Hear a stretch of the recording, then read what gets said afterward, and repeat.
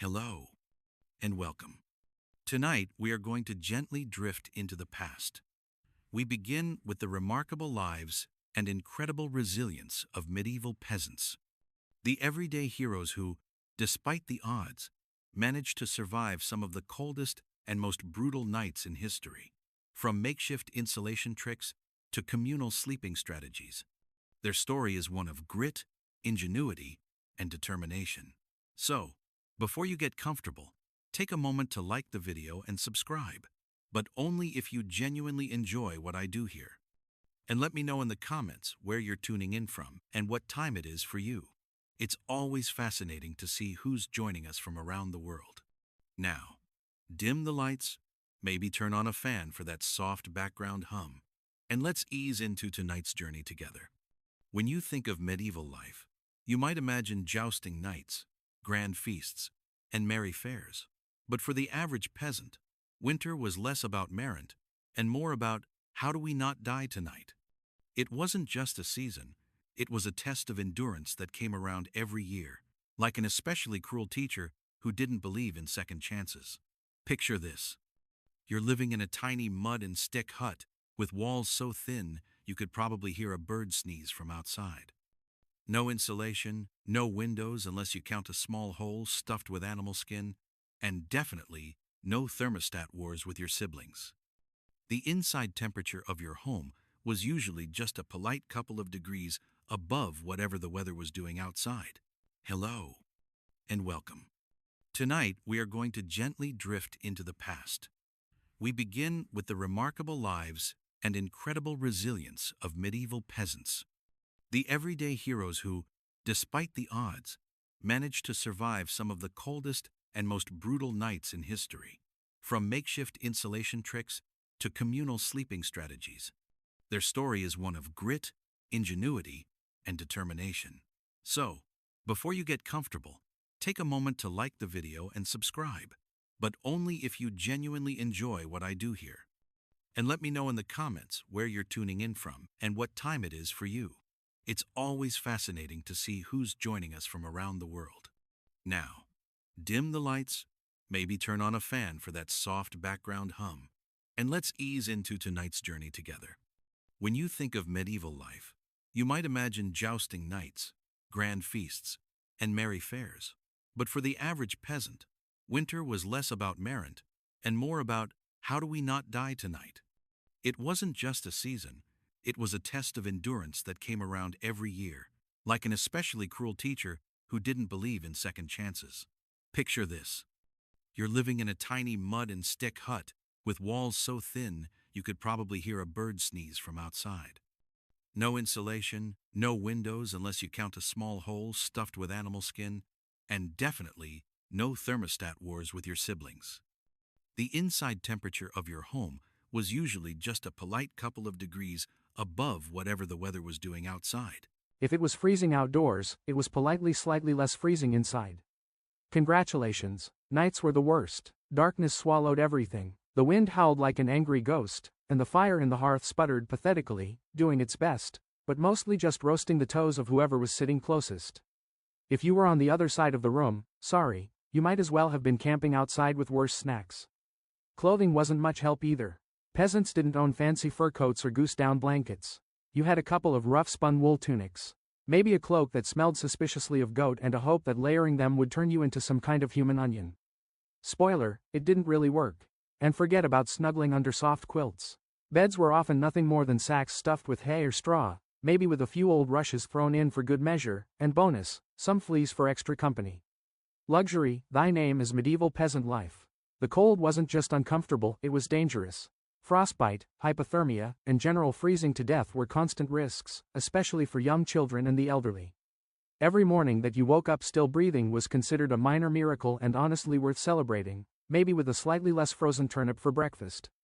So yes, surviving a medieval winter wasn't about comfort. It was about gritting your teeth, piling on every piece of cloth you owned, huddling with your livestock, and praying you didn't wake up with icicles hanging off your eyebrows. And the real adventure, it was just beginning. If you think your apartment is drafty because the window doesn't close properly, medieval peasants would like a word. Their homes weren't just drafty. They were basically very enthusiastic wind tunnels with a roof. Most peasant houses were what historians politely call WLE indoor construction. Translation: sticks crisscrossed like a giant basket smeared with a charming mixture of mud, straw, and animal dung. Yes, dung. They weren't trying to be gross. Dung was a cheap, sticky insulator. Plus, it was always readily available, shall we say. These walls, no matter how lovingly smeared, didn't stand much chance against a proper winter storm. The cold wind found every crack, every gap, and gleefully danced its way into the one-room homes, swirling around and making sure you never got too comfortable. Privacy? Absolutely not. Warmth? Not really. Character building? Definitely. And then there were the roofs. Thatched roofs looked picturesque, sure, but after a few months of rain and snow, they sagged, leaked, and occasionally let in the local wildlife. Nothing says pleasant evening like a squirrel dropping onto your dinner. Windows, if they existed at all, were laughably tiny and usually covered with thin animal hides or wooden shutters. Glass was so expensive that even the lord of the manor probably couldn't afford more than a single tiny pane, and peasants. They were just happy if the wind didn't rip the cowhide right off the wall mid-blizzard. To make matters worse, floors were often just compacted dirt. When it rained or snowed heavily, mud seeped up through the ground, so technically you could say they had indoor water features. Not that they appreciated it. In winter, every step inside your own home could feel like trudging across a frozen marsh. Cold from below, cold from above, cold from inside. It was a three-dimensional assault on your body heat. But medieval peasants weren't the type to whine. They packed gaps with moss, jammed old rags into the worst drafts, and huddled close to each other. Human insulation at its finest. Creativity, stubbornness, and a bit of sheep grease rubbed into the walls were often the only thing standing between them and becoming medieval popsicles. Because if your house was falling apart and your best protection against the elements involved mud and goat hair, well, at least you could laugh about it. Sort of if your teeth weren't chattering too hard. As if the freezing air wasn't enough, medieval peasants also had to battle a silent enemy rising from below. The frozen ground itself. Floors weren't really floors back then. They were just slightly flatter patches of earth inside your home. Maybe if you were lucky, someone had thrown down some straw or old rushes to give you the illusion of comfort. But make no mistake, you were sleeping one insulted back away from the cold, hard dirt. And oh, that cold was relentless. It seeped up from the earth like an evil little ghost worming its way through the straw into your bones and straight into your very soul. If you dropped anything onto the floor during a winter night, congratulations. It was now part of the permafrost. Medieval peasants tried to fight this grim battle in a few ways. One method was layering thick mats of straw across the floor if you could afford it. Or more realistically, if you could steal enough of it from your neighbor's field without getting caught, you might have a decent insulating barrier. But straw flattened fast, got moldy even faster, and added an extra crunchy soundtrack to your already miserable nights. Some homes layered dried rushes onto the dirt instead. Every so often, they would throw fresh rushes on top without cleaning out the old ones. Over time, this created a fascinating ecosystem of decomposing plants, fleas, and whatever mystery creatures decided to move in. It was basically medieval carpet padding. If your carpet was alive, slightly damp, and smelled like a wet dog. Beds, for those who had them, didn't solve much. They were usually little more than wooden frames packed with, you guessed it, more straw or hay. Instead of cozy mattresses, you had poking, shifting, crunchy layers that did little against the cold radiating from below. Tossing and turning wasn't about comfort. It was a desperate, awkward dance to keep blood flowing and avoid freezing one side of your body. The truth is, medieval peasants didn't conquer the icy ground so much as learn to live uncomfortably above it. A good night's sleep wasn't about dreams or softness. It was about waking up with all your toes still attached. And if you could pull that off, hey, you were doing better than most. If medieval homes had a single hero during winter, it wasn't the roof or the walls, or even the brave layers of dirt and dung insulation. It was the hearth, a crackling, stubborn fire pit that served as the only real defense against the cold, the darkness, and the general gloom of medieval life. At the center of nearly every peasant home was a simple fire. No fireplace with a fancy stone mantel, no neat chimney sweeping the smoke skyward. Instead, you had a basic pit or pile of stones, some half-burned logs, and enough smoke pouring into the room to make you wonder if you were slowly becoming a ham. That's right, most homes didn't even have chimneys. Smoke just kind of did its best. It drifted out through small holes in the roof, cracks in the walls, or right into your lungs if it was feeling lazy that evening. It wasn't ideal for breathing or your overall lifespan. But on the bright side, it did a great job of fumigating fleas and other unwanted guests. Who needs pest control when you're marinating in smoke 247? The hearth wasn't just about warmth, either. It was the kitchen, the light source, and sometimes even the medieval version of a television. People sat around the fire telling stories, gossiping, or just staring into the flames because, frankly, there wasn't much else to do after sunset. Keeping the fire alive wasn't just a nice idea. It was mandatory. Letting the fire die out at night was like putting up a sign for the cold to come in and finish you off. Plus, reigniting a fire in winter wasn't as easy as striking a match. You had to work with flint, steel, kindling, and more prayers than you'd ever offered before. Everyone in the family had a duty. Stoking the flames, watching the embers, adding peat, sticks, or if you were lucky, a precious piece of dry wood. It was a constant battle between human persistence and the smothering cold that wanted nothing more than to snuff you out. The hearth didn't guarantee survival, but without it, survival was downright impossible. It was a smoky, sputtering, often disappointing little fire. But in a medieval winter, it was the beating heart of hope. If there was one thing medieval peasants feared more than running out of ale, it was letting the fire go out overnight. Without that warm, flickering lifeline, the cold would creep in faster than a tax collector after harvest. And in the dead of winter, restarting a fire from scratch wasn't just inconvenient.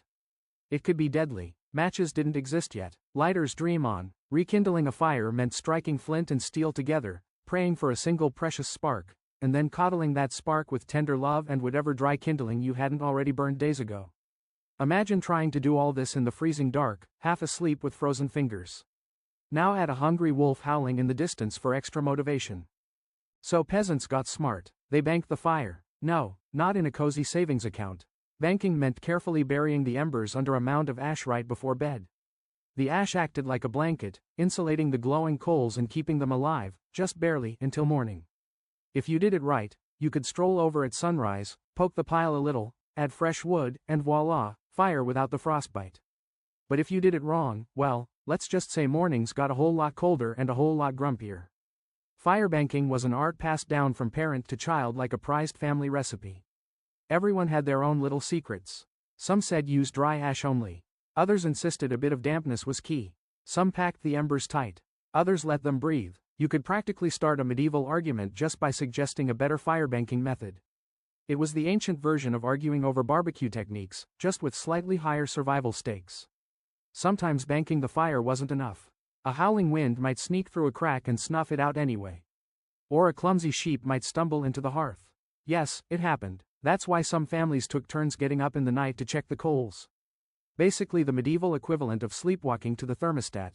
In the end, firebanking was less about mastering nature and more about buying just a few more precious hours of warmth. And if you woke up to even a single surviving ember, that was your victory right there. And enough to face another day of battling the cold. In medieval times, the phrase, "the more the merrier," wasn't just about parties. It was a winter survival tactic. When the fire sputtered and the freezing winds whistled through every crack, there was one surefire source of warmth. Each other. And if that meant sleeping cheek to cheek with your entire family, neighbors, livestock, and possibly a very confused goose, so be it. Forget about personal space. Privacy wasn't even a concept.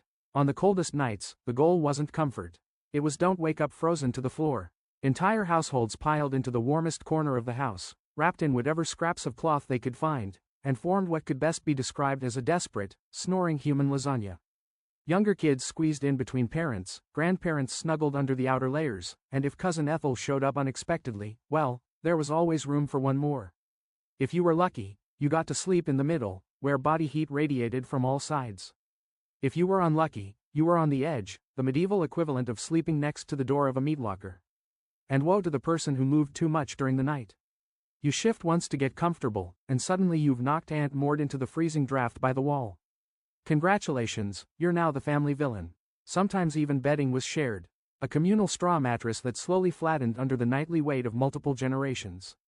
And because hygiene wasn't exactly winning any awards back then, let's just say it wasn't the most fragrant sleeping arrangement. But hey, when it's you versus frostbite, you stop being picky. Body heat wasn't just nice, it was strategic. Some medieval guides even recommended deliberately arranging the strongest, warmest people on the outside of the group, like human shields against the cold. Babies and frail elders were tucked deep in the center, treated like the precious little heat generators they were. This wasn't just about survival, though. Over time, it became part of daily life, part of family bonding. Long winter nights huddled together led to storytelling, singing, and undoubtedly some very interesting conversations muffled under a shared wool blanket. So, next time your sibling steals your blanket or your dog hogs the bed, just remember, at least you're not fighting for elbow space between a snoring uncle and a particularly judgmental goat. If you thought modern roommates were a challenge, medieval peasants would like to introduce you to their winter housemates. Cows, goats, pigs, chickens, basically anything with a pulse and a little bit of body heat. Bringing animals indoors wasn't just a quirky village tradition. It was vital for survival. Livestock generated warmth, and in a poorly insulated HVEL where the wind howled louder than your stomach, every little degree mattered. Plus, if your goat shared a wall with you, it was slightly less likely to get stolen by a neighbor in the dead of night. 2 birds, 1 stinky stone. At night, the house became a chaotic living furnace. Chickens nested in corners, pigs snorted near the hearth, and cows lounged luxuriously against the walls, chewing cud like they paid rent. It wasn't glamorous. Far from it. If you've ever been stuck in a car on a summer road trip with someone who forgot to shower, imagine that.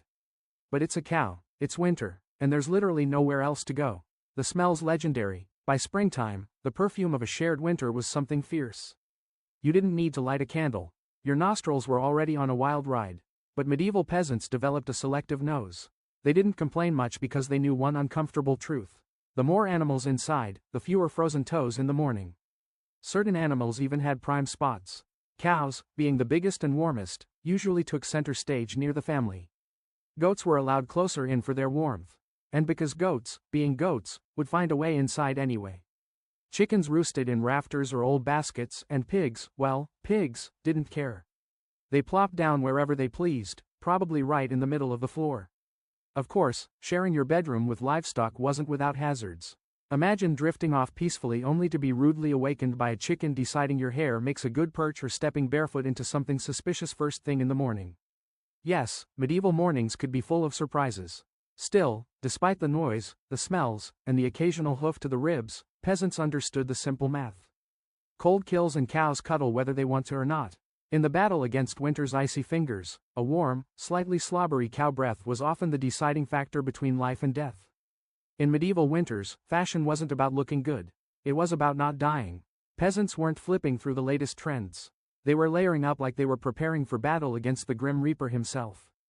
The rule was simple. If you owned it, you wore it. Sometimes all at once. First, the basic undertunic, a scratchy, probably not too clean linen shirt. Over that, a thicker woolen tunic. Then another, if you had it, add some leggings that sagged at the knees, a rough cloak draped over your shoulders, and if you were really lucky, a patched-up sheepskin thrown on top like a prize trophy. Congratulations, you are now approximately 10% warmer and 90% itchier. Boots were a luxury. Many peasants wrapped their feet in layers of cloth or old rags and stuffed them into wooden clogs. If the cold still bit through, well, you just added another rag and hoped you didn't lose a toe. And forget about washing all these layers. Washing your clothes in the middle of winter meant dragging them to a frozen stream, smashing through the ice, and then waiting 2 days for your only shirt to dry. If it didn't just freeze into a tragic shirt cycle, most peasants wisely decided that smelling like a mix of smoke, sweat, and sheep was a small price to pay for not freezing solid. Interestingly, the dirt and grease buildup had a bonus feature, insulation. That grimy layer locked in body heat. It was like a medieval Gore-Tex jacket, just smellier and far less socially acceptable today. Hats, scarves, and gloves were prized treasures. A simple woolen cap could mean the difference between making it through the night or waking up with hair frozen to the wall. Gloves were often homemade from whatever scraps of leather or fabric people could scrape. Sometimes looking more like sad puppet costumes than anything fashionable. Children were especially swaddled until they resembled overstuffed turnips waddling awkwardly around the house. The goal was to trap as much precious body heat as possible. Style, elegance, never heard of them. Warmth was the real medieval flex. So the next time you complain about layering up for a chilly day, just remember medieval peasants walked around wearing half their wardrobe at once, looking like lumpy laundry bags and counting themselves lucky for it. In the medieval peasant playbook, dirt wasn't just something you scrubbed off. It was practically a survival tool. As it turns out, getting grimy wasn't a sign you'd given up on life. It was tactical, strategic, dare we say genius. See, winter posed a very specific problem. Heat loss. Clean clothes, especially freshly laundered linen, were surprisingly terrible at keeping you warm. They were breathable, sure, but when the air temperature hovered somewhere between hypothermia and instant regret, breathable wasn't exactly a selling point. That's where dirt came in. As peasants trudged through day after day without washing their clothing, layers of grime, natural body oils and good old-fashioned mud began to build up on their tunics, cloaks, and leggings. Over time, this natural armor clogged the tiny gaps in the fabric, making clothes more wind-resistant. It was like medieval weatherproofing, just smellier. Sure, you smelled like a goat who lost a bet, but guess what? You were warm. In fact, some medieval folks believed that washing yourself too often in winter could actually make you sick. Better to keep that protective holy filth barrier intact. Bathing was rare, laundry even rarer, and soap when it existed was reserved for serious occasions like when the bishop showed up or maybe right before you died. Adding to the strategy, peasants layered their clothes without changing the ones underneath. You just threw your new layer on top of last month's. Eventually, you became a walking museum of the past 6 weeks. Every stain telling the heroic story of that one time I slipped in the mud but didn't die. To outside observers, medieval peasants might have looked and smelled like they had completely given up on hygiene, but the peasants knew better. That grimy, crusty tunic was a thermal shield against death by frostbite. It wasn't glamorous, but neither was freezing to death because you wanted to smell like flowers. Besides, in a world where literally everyone stank to high heaven, you weren't offending anyone. Nose blindness was practically a way of life. So yes, in medieval winters, filth wasn't failure. It was fashion, it was function, and if you had a thick, greasy outer layer by February, you, my friend, were winning at life. If you thought medieval peasants spent their winters tucked into plush feather beds with embroidered quilts, think again. The reality was a bit more rustic.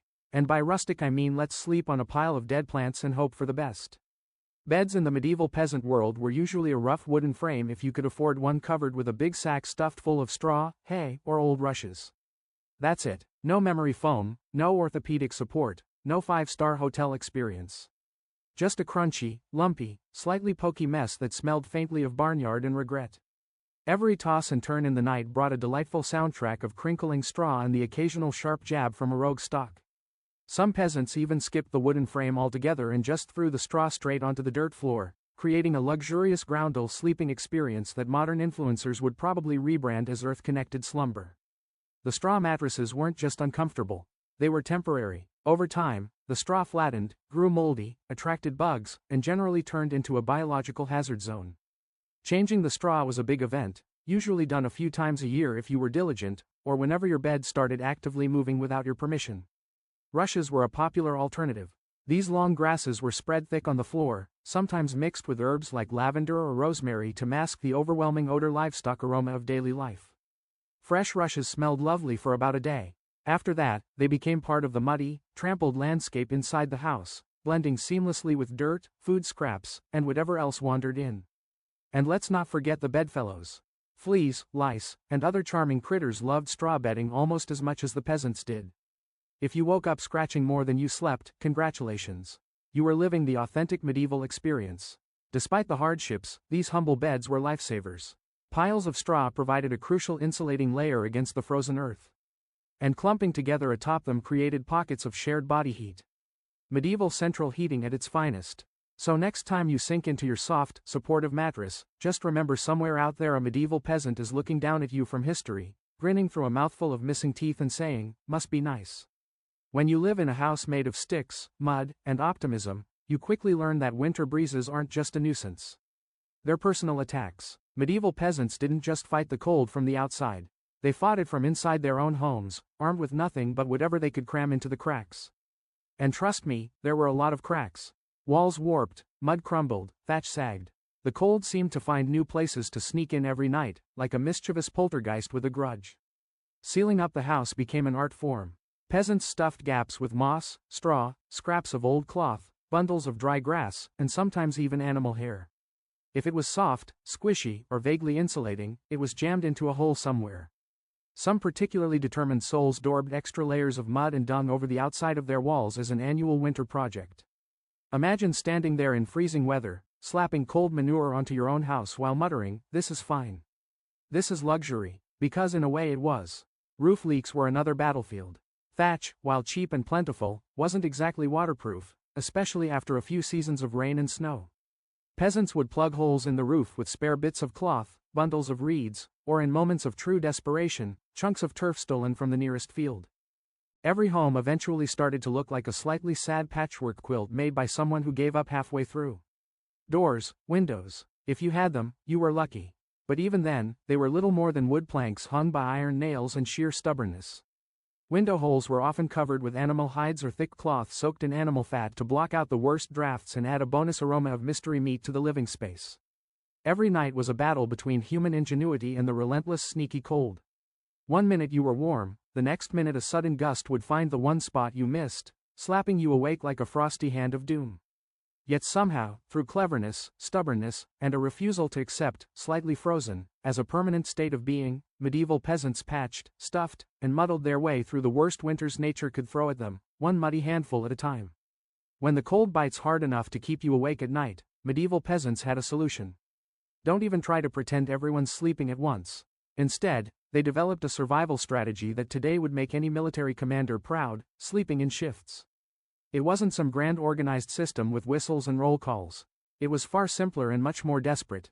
Half the household stayed awake, tending to the fire and patching up stray drafts, while the other half curled up under threadbare blankets and hay, trying to catch a few precious hours of half-frozen sleep. The fire needed constant attention. Left alone, it would die down, and restarting it, remember, was about as easy as getting a stubborn donkey to dance. So, someone had to be on ember patrol. And since no one wanted to get up once they were finally warmish, families rotated shifts. You dozed for a few hours, got elbowed awake, then stumbled over to the hearth to poke, prod, and curse the fire back to life while trying not to step on a goat. The rotation wasn't glamorous. There were no night vision goggles, no late-night snacks, and certainly no 5 more minutes snooze buttons. Just stiff joints, heavy eyelids, and a growing resentment toward whoever snored loudest during your shift. Children old enough to hold a stick were pressed into service, learning early that in winter everyone pulled their weight or froze trying.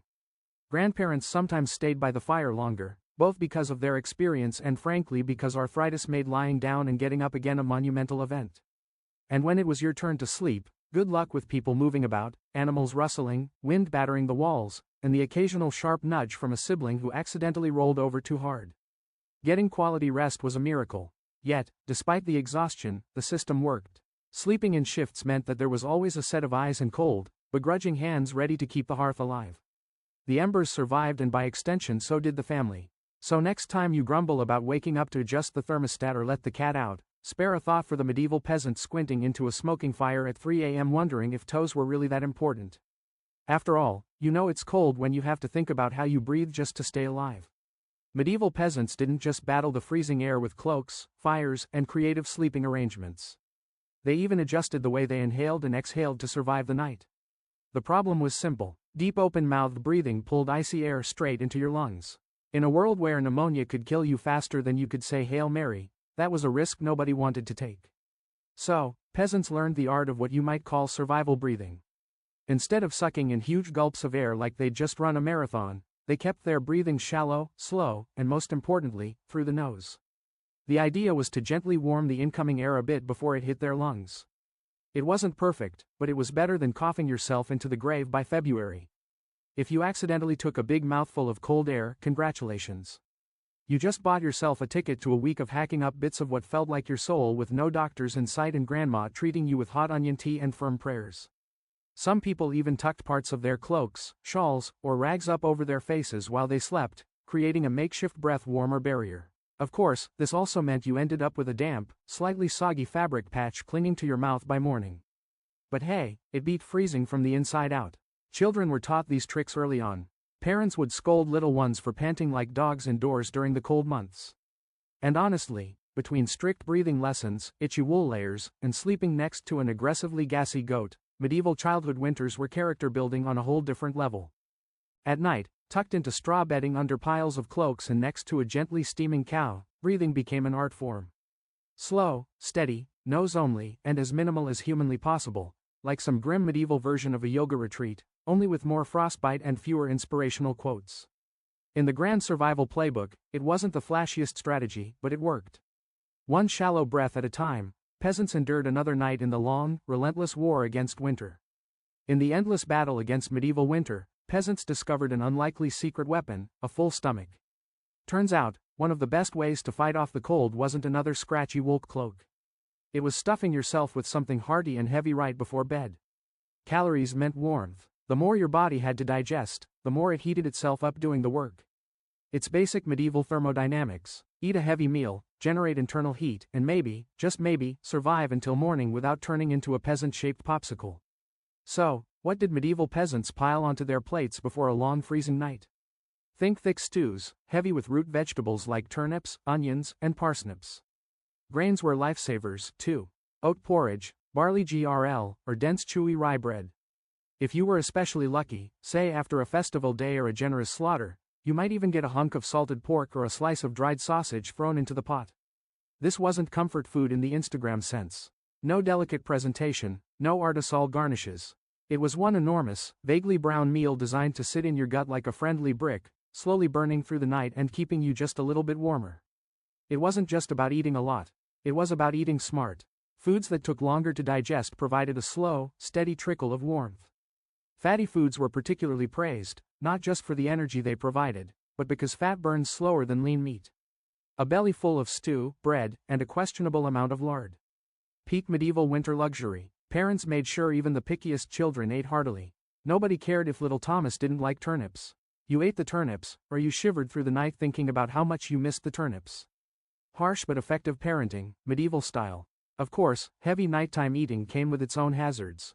You might be warmer, but you were also risking a night of vivid, bizarre dreams fueled by a stomach trying desperately to process an entire field's worth of cabbages. Was it worth it? Absolutely. Because in the end, peasants weren't aiming for a Michelin star meal. They were aiming to survive. And if that meant going to bed full, bloated, and breathing gently through your nose next to a steaming cow, well, that was just another night in the ongoing quest to see another frosty sunrise. Long before electric blankets and fancy heated mattress pads, medieval peasants had to get creative if they wanted a little extra warmth at bedtime. And that's how the humble haybox and the ever-glamorous heated stone became winter's unsung heroes. Let's start with the haybox. It sounds rustic, and it absolutely was, but the idea was pure genius.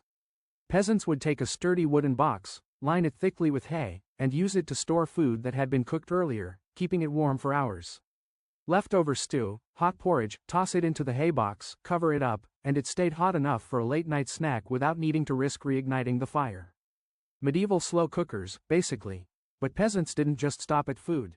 They realized if hay could trap the heat from a stew pot, it could also trap the heat from something even better. Rocks. Enter the era of the heated stone. Before heading to bed, someone, probably whichever unlucky child lost the family argument, would grab a flat stone and chuck it into the heart of the hearthfire. After roasting it until it was nearly too hot to touch, a fine line between helpful and third-degree burn, they'd fish it out using a stick or some old tongs. The stone, still radiating blissful warmth, would be carefully wrapped in rags, tucked into an old piece of cloth, or jammed into a clay pot, then slipped under the hay in the mattress or down at the foot of the bed. A medieval heating pad ready to do battle against the frozen earth. Of course, there were risks. If you didn't wrap the stone properly, congratulations. You now had a small localized house fire. And if you dropped it on your foot, well, let's just say winter injuries weren't always caused by slipping on ice. But when everything went right, that stone provided precious, comforting warmth that could last for hours. It wasn't luxurious, but when you lived in a half-frozen hut, luxury was defined as not waking up with icicles dangling from your nose. In the grand arsenal of medieval winter survival, a hot rock tucked into some hay might not sound glamorous, but for peasants clinging to whatever heat they could find, it was a tiny miracle. In a medieval peasant's home, the hearth wasn't just where you cooked dinner. It was practically a family member. A temperamental, smoky, sometimes incooperative family member, sure, but still absolutely essential to survival, especially when it came time to sleep. The closer you were to the fire, the better your odds of waking up unfrozen. That meant sleeping arrangements were less about personal preference and more about strategic positioning. Infants, the elderly, and anyone sick or frail got first dibs on prime real estate. Parents, older kids, and sturdier adults fanned out from there like human insulation layers. Being assigned a spot close to the fire wasn't just kindness. It was basic survival math. Babies were fragile heat generators, and elders were precious repositories of family knowledge, and let's be honest, the best gossip. Protecting them with prime warmth was non-negotiable, but it wasn't all cozy toasting by the flames. Too close and you risked waking up with your hair singed or your cloak smoldering suspiciously. Too far, and you were basically camping in an icebox. It was a delicate dance. Stay near enough to bask in the fire's glow, but not so near that you had to explain to your neighbor why you now looked like a half-cooked roast. The fire also didn't spread warmth evenly. It mostly roasted the people directly in front of it, while everyone else fought over the narrow cone of heat like cold lizards jostling for a sunbeam. If you were lucky enough to fall asleep facing the fire, you might have one blissfully warm side, and one side frozen so solid you could probably knock on it. Pets and livestock, of course, muscled in too. A dog might wedge itself between you and the fire, tail wagging dangerously close to open flame. Chickens sometimes perched perilously on hearthstones, clucking softly into the night like tiny feathery guardians of warmth. Every crackle of the logs, every shift of glowing embers was a tiny promise. You're still alive, you're still warm for now. And so peasants drifted into uneasy sleep, lulled by the fire's pops and hisses, each breath forming small clouds in the frigid air beyond the fire's fragile circle. It wasn't perfect, it wasn't comfortable, but it was life, clinging to warmth by a thread of glowing coals.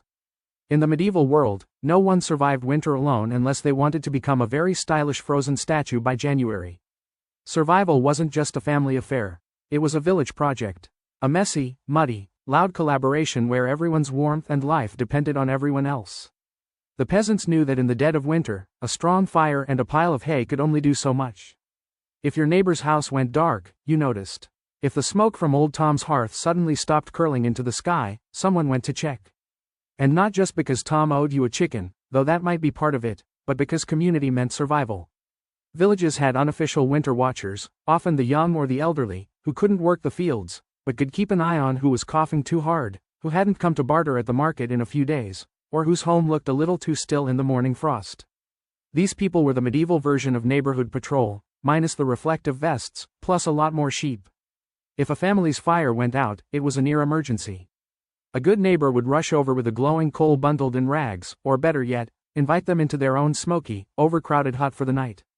Yes, it meant squeezing an extra 4 bodies into an already cramped space, but it was better than finding frozen friends come spring thaw. Communal food stores played a role too. During especially brutal winters, villages sometimes pulled their last salted meat, grain, and dried vegetables. It was grim charity. No one had much, but a few communal meals could be the difference between staggering into spring or not. Even children understood the stakes. They helped deliver wood, shared embers, and ran urgent messages when someone needed help. No one was too small or too tired when winter came knocking. Sure, medieval villages weren't all sunshine and hugs.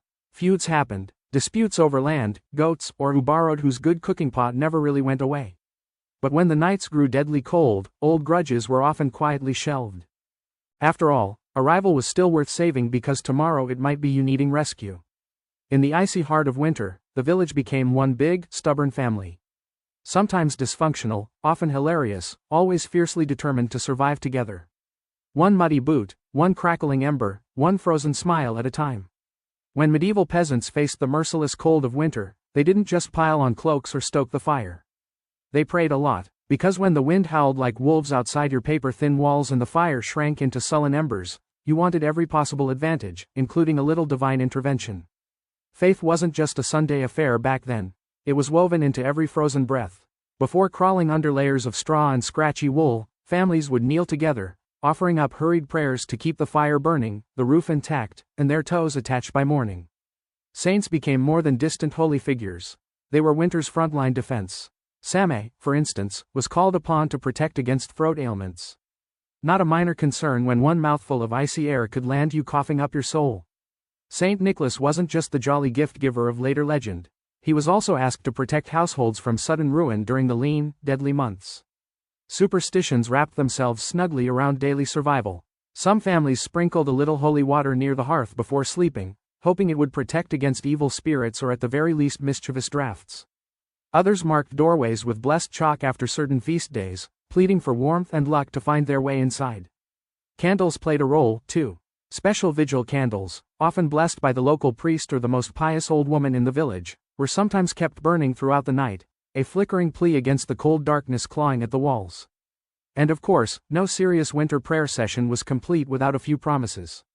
Dear Lord, if you just get us through this night, I swear I'll be kinder to my neighbor, even the one who keeps stealing our turnips. Faith wasn't some abstract comfort. It was a daily urgent conversation. The peasants weren't asking for luxury, just survival. A little heat, a little food, and one more day to muddle through until spring broke the frozen grip on their tiny villages. It was simple raw hope whispered into the smoky rafters, tangled in breathless prayers, and tucked under itchy blankets that somehow carried them through the endless, merciless nights of winter. For all the ingenuity, prayers, and stubbornness medieval peasants threw at winter, the truth was chilling. Sometimes it wasn't enough, and when winter won, it didn't just take a few unlucky souls. It took entire families, whole villages, vanishing them into silence beneath a heavy shroud of snow and ice. Some winters were particularly cruel, like the infamous Great Famine winter of 1315, when rains destroyed crops, livestock starved, and freezing temperatures turned an already brutal existence into a slow, grinding disaster.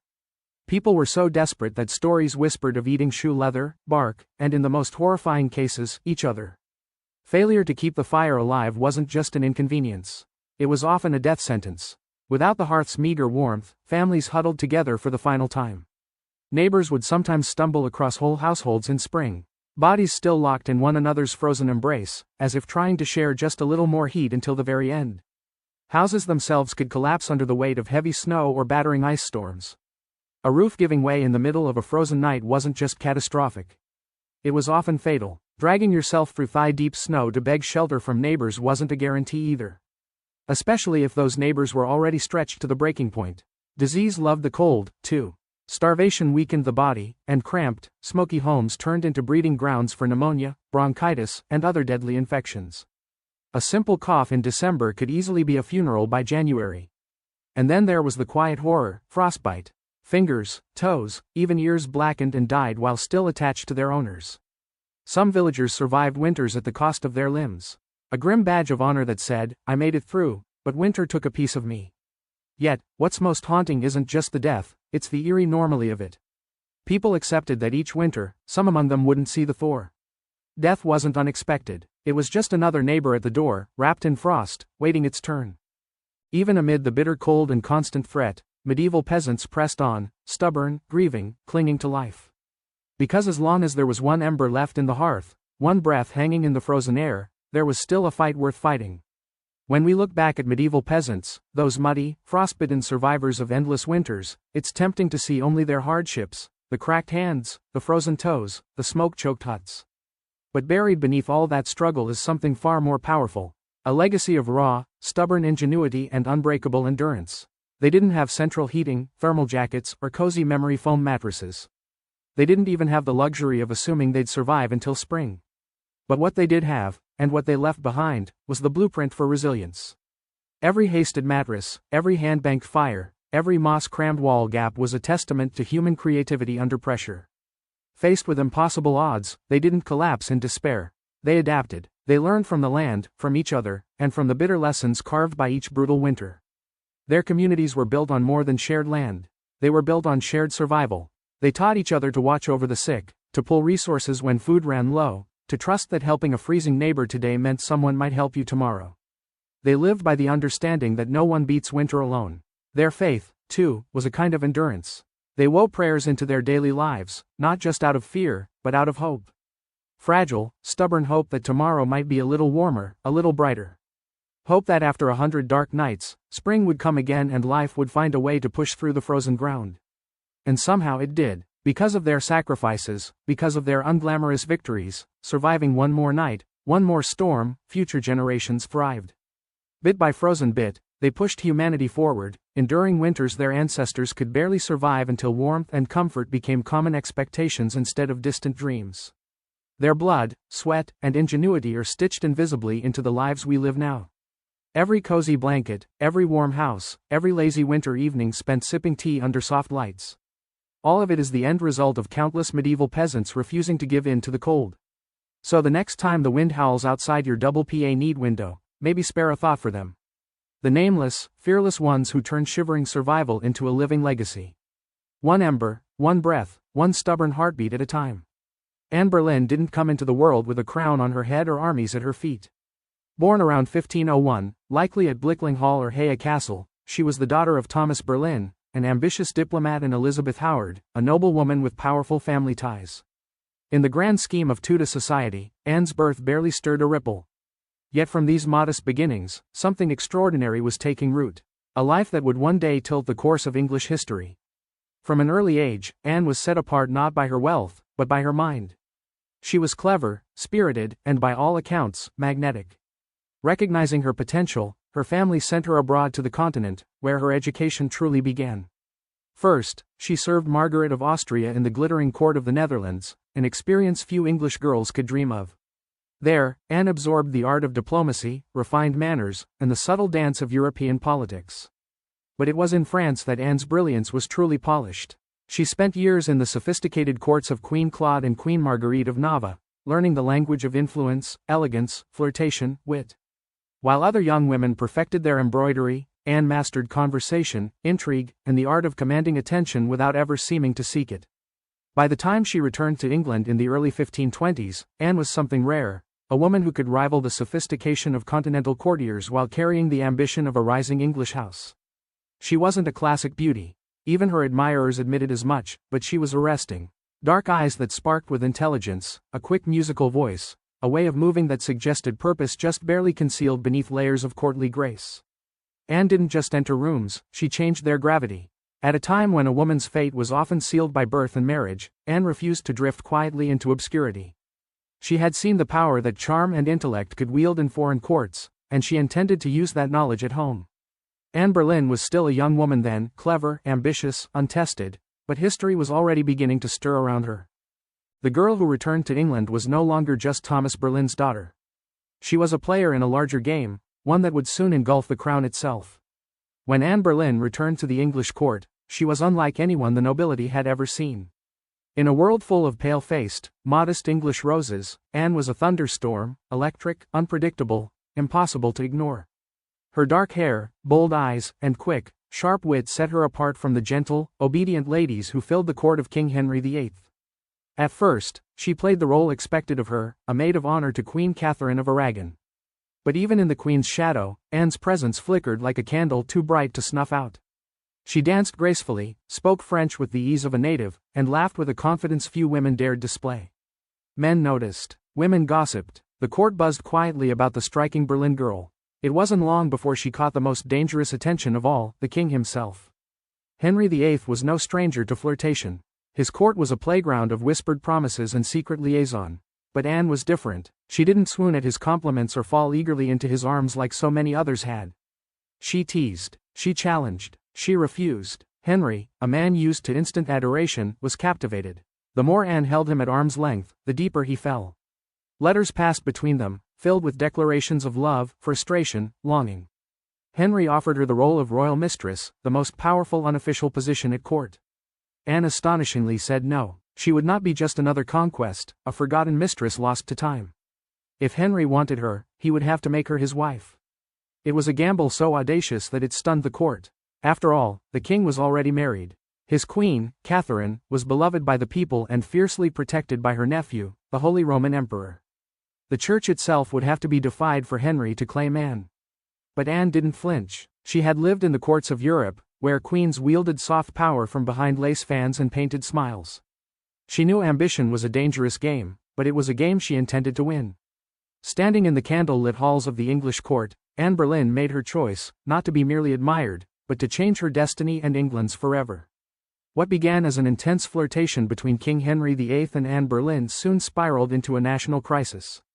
Henry wasn't merely besotted, he was obsessed, and in his obsession, he was willing to tear apart everything England had known for centuries. The king's desire to marry Anne hit a small snag. Namely, he was already married to Queen Catherine of Aragon.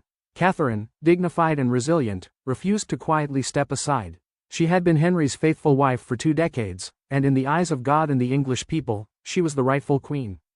Divorce wasn't just scandalous, it was almost unthinkable. But Henry was determined. He convinced himself and tried to convince everyone else that his marriage to Catherine was cursed because she had once been married to his brother Arthur. Never mind that the Pope had granted special permission for their union years ago. Henry now insisted that his soul was damned unless he annulled the marriage. Anne, for her part, knew better than to appear too eager. She kept herself just out of reach, alternately encouraging Henry's hopes and maintaining her distance. Every glance, every word was measured.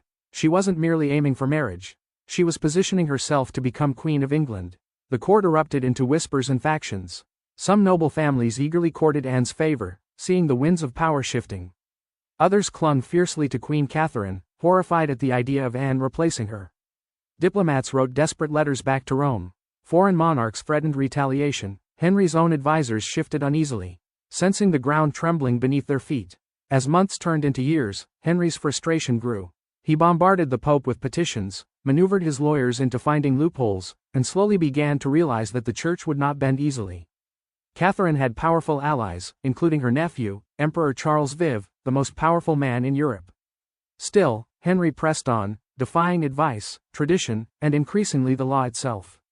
His courtship with Anne had become something far greater than personal desire.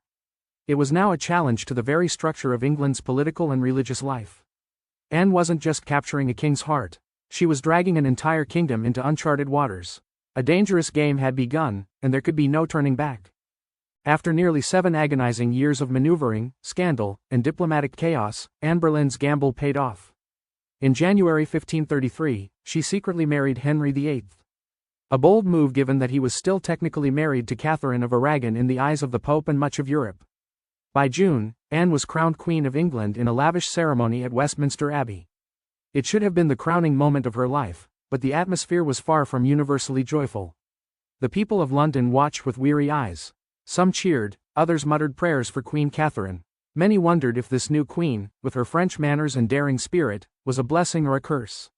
Anne entered her queenship not as a beloved figure, but as a storm. Unlike Catherine, who embodied traditional English values of humility and piety, Anne was dazzling, provocative, and politically savvy. She wore bold colors, commanded the court with sharp intelligence, and made powerful enemies with breathtaking speed. Her position, while seemingly secure, was also terrifyingly precarious. Everything rested on one thing: providing Henry with a male heir. Anne knew this as keenly as anyone. She was not merely Henry's lover anymore. She was the hope of a dynasty. Early in her pregnancy, Anne and Henry were elated, certain the child would be a boy. But in September 1533, Anne gave birth to a daughter, Elizabeth. To Anne's credit, she masked her crushing disappointment with grace, insisting the next child would surely be a son. Henry, however, was less composed. His eyes, once full of adoration, now flickered with doubt. Still, for a time, Anne's star burned brightly. She reshaped the English court in her image, elevating her family to unprecedented heights and becoming the first queen in English history. Crowned with the sacred oil usually reserved for kings, her influence was vast. Foreign ambassadors sought her favor. Couriers reshuffled alliances to be in her good graces. The once obedient Henry began moving England officially away from Rome, creating the Church of England with himself at its head. Also that Anne's crown could not be questioned. Yet even in her triumph, dark clouds gathered. Friends whispered behind their hands. Rivals circled, waiting, and Henry, fickle and restless, was already beginning to look beyond the brilliant woman who had rewritten the kingdom for him. Anne had won the throne, but keeping it would demand more than charm, ambition, or even love. Anne Boleyn had climbed higher than almost any woman of her time. But the higher you rise, the harder the fall. Almost from the moment she placed the crown on her head, the cracks in her world began to show. At the heart of Anne's struggles was the pressure to produce a male heir. Her first child, Elizabeth, though bright and healthy, was not the son Henry V had hung his dynastic hopes upon, and the clock was ticking. Anne suffered multiple pregnancies in quick succession, but heartbreak followed. Miscarriages that left her physically weakened and emotionally battered. Each lost child chipped away at the foundation she had built. Henry, once passionately devoted, began to pull away, his disappointment carving rifts between them. Anne, never one to suffer in silence, argued, demanded, fought to keep her place. But Henry, a man who prized obedience as much as beauty, grew tired of her sharpness, her defiance, the very fire that had once drawn him in. Outside the royal chambers, enemies were gathering like wolves. Many nobles who had tolerated Anne's rise with gritted teeth, now openly schemed for her downfall. Catherine of Aragon's supporters never forgave Anne for what they saw as theft and sacrilege. Even commoners whispered against her, calling her the Great, blaming her for the schism with Rome and the heavy-handed changes that followed. And then came Jane Seymour. Quiet, demure, everything Anne was not, Jane captured Henry's wandering attention just as Anne's influence began to wane. Where Anne had dazzled him with brilliance and challenge, Jane offered soothing compliance. It was a dangerous shift, and Anne, perceptive as ever, saw it happening. She tried to reclaim her position, lavishing attention on Henry, promising more sons, begging for patience. But the king, ever fickle, had already begun imagining life without the woman for whom he had once torn a kingdom apart. Anne's political enemies, including Thomas Cromwell, once her ally, sensed the changing tide. They began laying the groundwork for a campaign of destruction, quietly gathering accusations, rumors, and witnesses. The woman who had played the dangerous game of ambition so masterfully was now losing ground. Anne had won her crown through cunning and courage, but in the brutal shifting world of Henry's court, past victories meant little. Only fresh success mattered, and Anne's enemies were sharpening their knives. The queen who had shattered a kingdom would soon see how quickly a kingdom could shatter her. Anne Boleyn's enemies didn't attack her with armies or swords. They came with whispers, secrets, and carefully sharpened lies. In the back rooms of court, betrayal was brewing. Silent, patient, deadly. Thomas Cromwell, once Anne's greatest ally in the English Reformation, had turned against her. Their alliance had been built on mutual ambition, but now their interests clashed. Anne wanted reforms to help the poor and limit the power of greedy nobles. Cromwell wanted stability, favor with Henry, and no interference. Anne's boldness had made her dangerous, and in Henry's fickle heart, love had curdled into irritation, suspicion, and cold detachment. Anne had few true friends left. Even her charm, once her greatest weapon, now grated against the court's hunger for a gentler, more pliable queen. And Jane Seymour, quiet and calculating, waited just out of sight. The perfect contrast to Anne's fading fire. It was Cromwell who moved first, knowing Henry was restless, knowing that the king wanted an exit, but lacked a convenient excuse. Cromwell offered a solution. What if Anne could be removed, not by divorce, which would humiliate Henry, but by disgrace? The accusations were wild, monstrous, even adultery, incest, conspiracy against the king. Anne, the proud, brilliant queen, painted as a betrayer, a temptress, a threat to the very crown she once redefined. Cromwell carefully gathered evidence, coaxing confessions under torture, twisting courtly flirtations into damning testimony. Several men, including Anne's own brother, George Boleyn, were arrested. The charges made little sense. They were riddled with contradictions and impossibilities. But in Henry's court, truth was whatever the king needed it to be. Anne, sensing the tightening noose, fought desperately. She appealed to Henry's memory, to the love they had once shared, but it was no use. The man who had once torn England apart for her now refused to meet her eyes. In May 1536, Anne was arrested and taken to the Tower of London. As the great gate slammed shut behind her, she knew the truth. She was no longer a queen. She was a prisoner, a pawn trapped in the brutal game she had once played so masterfully. Betrayal had sealed her fate. And now alone in the Tower, Anne Boleyn waited for the final move. Anne Boleyn stood in the Great Hall of the Tower of London, facing a tribunal of nobles, many of whom owed their very titles and fortunes to her rise. Now they sat in judgment, cold and watchful, prepared to erase the woman who had once changed the destiny of England. The charges against her were shocking. Adultery with multiple men, including her own brother, George Boleyn, high treason, conspiracy against the king. In another world, such accusations against a queen would have been unthinkable. But here, now they were simply theater, a grim performance designed to give Henry VII exactly what he wanted. Anne's downfall wrapped in a thin veil of legality. Anne defended herself with the same fire that had once won Henry's heart. She denied every accusation with intelligence, precision, and an unwavering composure that astonished even her enemies. She reminded them that she had been crowned with sacred oil, chosen by God, and anointed as Queen of England. She reminded them of her loyalty, her sacrifices, her love. But it was all for nothing. The verdict had been decided long before Anne set foot in the courtroom. The trial was a spectacle for the court and for the people, a public unmaking of a once unbreakable woman. Witness after witness, many coerced or bribed, spoke damning words. Dates and places contradicted each other. Evidence was flimsy when it existed at all. But the truth was irrelevant now. Anne was found guilty. Her brother George and the other men accused with her were sentenced to death as well. Anne would be executed by beheading, a merciful sentence compared to the usual traitor's death of hanging, drawing, and quartering. When the verdict was read and did not break, she stood tall, her face pale, but her spirit fiercely intact. In those final moments before being led back to her cell, she spoke clearly, declaring that she was prepared to die and prayed that God would have mercy on her soul. As the heavy doors of the hall closed behind her, the court exhaled in relief. The storm Anne had been brilliant, dangerous, unforgettable, was nearly over. But even then they did not understand. They were not erasing Anne Boleyn. They were immortalizing her in betrayal, in tragedy, and in legend. After her trial, Anne Boleyn was returned to the Tower of London, not as the triumphant queen who had once commanded England, but as a condemned prisoner awaiting death. Yet even facing the end, Anne refused to crumble. In the cold, echoing halls of the Tower, Anne prepared herself. She spent hours in prayer, kneeling on the hard stone floors, her hands clasped tightly, her voice steady. She confessed to no crimes because she believed she had committed none. She was not afraid to die, she said, but she prayed that her death would bring peace to the kingdom and perhaps mercy to her little daughter, Elizabeth. Her ladies-in-waiting, those few who had stayed loyal, wept in private. Anne comforted them instead of the other way around. She joked bitterly at times that she would be remembered as a queen who had lost her head. In her dark humor was the stubborn spark that had made her unforgettable. Henry VIII, meanwhile, showed no sign of mercy. He had already turned his attention to Jane Seymour. Even before Anne's execution date was finalized, Henry was arranging his next marriage. For Anne, this final betrayal from the man who had once torn down a kingdom for her must have been the deepest cut. On May 18, 1536, Anne was told she would die the next morning. She slept little that night. Instead, she spent her final hours in prayer, asking God for forgiveness for all who had wronged her, and perhaps for herself, for the ambition and pride that had led her here. Henry, with a flicker of royal kindness, had arranged for a French swordsman to carry out the execution, faster, cleaner, less brutal than an axe. It was a small mercy bought perhaps more for the king's conscience than for Anne's comfort. At dawn, Anne dressed carefully for her final moment.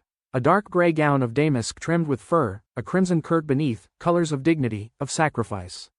She pinned up her dark hair and tucked it beneath a simple cap, ready to face the blade with grace. As the tower's cold morning mist curled around the courtyard stones, Anne Boleyn, queen, mother, survivor, fighter, stepped forward. There would be no tears, no pleas, only a final act of courage in the face of history's judgment. Her end was near, but her story was just beginning. On the morning of May 19, 1536, Anne Boleyn ascended the scaffold built within the Tower of London's walls. A small crowd gathered, courtiers, guards, a few witnesses, all wrapped in silence, as if even the stone walls held their breath. Anne stood tall, her gray gown fluttering slightly in the cold morning breeze. She looked thinner than she had at court, her face pale but calm. There were no hysterics, no broken sobs. If anything, she faced death with the same fierce dignity that had once shaken a kingdom to its knees. She spoke briefly, carefully choosing her final words. She did not accuse. She did not defend herself. She prayed for the king's health and prosperity, the very man who had abandoned her. In those final moments, Anne offered the world not a confession, but forgiveness. Her courage stunned even those who had come to see her fall. The French executioner, brought specially to ensure a swift death, stepped forward. Anne knelt upright, her hands folded in prayer, her eyes lifted toward the heavens. A small white cloth was tied around her eyes. She remained still. The sword flashed once, silent, swift, and Anne Boleyn, queen, mother, history-maker, was no more. She was buried quickly in an unmarked grave within the tower grounds, laid to rest in an arrow chest because no proper coffin had been prepared for her. A queen once crowned in gold now left to vanish without ceremony. Yet Anne's story didn't end in that cold grave. Her daughter Elizabeth, the child whose birth had once disappointed a king, would rise to become one of the greatest monarchs in English history. Elizabeth I, the virgin queen whose reign would see the flowering of English art, power, and global influence. A queen once crowned in gold now left to vanish without ceremony. Yet Anne's story didn't end in that cold grave. Her daughter Elizabeth, the child whose birth had once disappointed a king, would rise to become one of the greatest monarchs in English history. Elizabeth I, the virgin queen whose reign would see the flowering of English art, power, and global influence. A queen who inherited her mother's fierce spirit, sharp mind, and unyielding resilience. Anne Boleyn changed the course of England forever. Her ambition helped trigger the break with Rome and the birth of the Church of England. Her fall showed the world that even queens could be cast aside. Yet through her blood, through Elizabeth, Anne's legacy blazed brighter than any crown she had worn in life. In the end, Anne Boleyn won a kind of immortality. Not through her survival, but through her indelible impact on history. By the early 1770s, the American colonies simmered like a pot left too long over a roaring fire. The relationship with Britain, once seen as the proud mother country, had soured into resentment, suspicion, and growing fury. It hadn't started with tea. Years earlier, the Stamp Act had enraged colonists by placing taxes on everything from newspapers to playing cards. That was followed by the Townshend Acts, taxing essentials like paper, glass, and paint. Each new law passed thousands of miles away by a parliament in which the colonists had no representation was like another spark landing in dry brush. At first, the anger showed itself in polite petitions and fiery pamphlets. Colonial assemblies drafted formal protests. Merchants organized boycotts. Writers like Samuel Adams and John Dickinson filled newspapers with passionate arguments about liberty and rights. But as time wore on, frustration deepened into something darker. A slow realization that Britain wasn't listening. Worse, Britain didn't care. Many colonists clung to the hope that if they just made enough noise, if they just reasoned hard enough, Parliament would repeal the taxes, and sometimes they did. The Stamp Act was famously repealed after loud colonial protest. But every small victory was followed by new legislation, new taxes, new insults. It wasn't about the money. It never really was. The taxes themselves were modest by British standards. What infuriated the colonists was the principle. They were being taxed without consent, treated as subjects rather than citizens, ruled like distant possessions rather than partners. Boston, more than any other city, became the beating heart of resistance. The Sons of Liberty, a secretive, fiery group of patriots, grew louder and bolder. In 1770, tensions exploded into violence when British soldiers fired on unarmed civilians in what became known as the Boston Massacre. Blood had already stained the cobblestones. Trust was a thing of the past. By 1773, the colonies were teetering on the edge. A final insult would tip them into open defiance, and it came not in the form of soldiers or new laws or armies, but in the quiet, seemingly harmless shape of crates stacked with tea. The colonists didn't know it yet, but the night that tea floated in the cold waters of Boston Harbor, the world would change forever. In 1773, Parliament made a critical miscalculation. Believing the American colonies would quietly accept cheaper tea, they passed the Tea Act, a law that was supposed to save the struggling British East India Company and incidentally reassert Britain's right to tax the colonies. On paper, it looked like a good deal. The Tea Act allowed the company to sell tea directly to the colonies, cutting out the middlemen, slashing prices, and offering a luxury product at a bargain, a few pennies cheaper. What could possibly go wrong? Everything. Because the problem wasn't the price of tea, it was the principle behind it. The Tea Act left the hated tax on tea firmly in place. Accepting the tea, even at a discount, would mean acknowledging Parliament's right to tax the colonies without their consent. To many Americans, that was unthinkable. A surrender of the liberties they had fought to protect for more than a decade. The news of the Tea Act spread like wildfire through the colonies. Merchants fumed. They saw their livelihoods threatened by a monopoly that would crush local trade. Patriots raged at the hidden message. The Crown still believed it could do whatever it pleased. In Boston, the reaction was especially fierce. Already a city scarred by the Boston Massacre and years of economic hardship, Bostonians recognized the Tea Act for what it was, a trap disguised as a bargain. Refusing the tea became a matter of honor, a litmus test for loyalty to the cause of liberty. Public meetings swelled, newspaper columns burned with fiery rhetoric. Groups like the Sons of Liberty, led by Samuel Adams and others, organized boycotts, vowing that no East India Company tea would be unloaded, sold, or drunk on American soil. All across the colonies, ships carrying the controversial tea were turned away by local resistance. In ports from New York to Charleston, the message was clear. We will not be bought. But in Boston, fate twisted differently.